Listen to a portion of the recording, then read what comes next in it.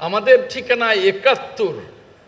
কাজেই আমরা যারা মুক্তিযুদ্ধ করেছি, এই মহান স্বাধীনতা এনেছি, আপনাদের সাথে একমত হয়ে বলতে চাই, বাংলাদেশের স্বাধীনতা একবারই এসছে, এর আগেও আসেনি, এর পরেও আসবে না।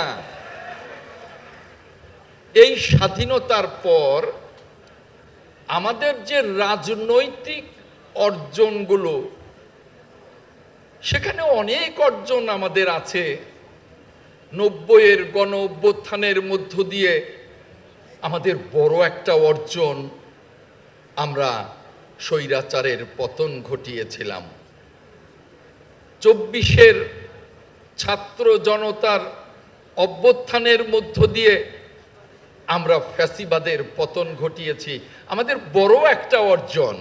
নিঃসন্দেহে স্বাধীন দেশে এই রাজনৈতিক অর্জনগুলোকে আমরা শ্রদ্ধা করি, সম্মান করি।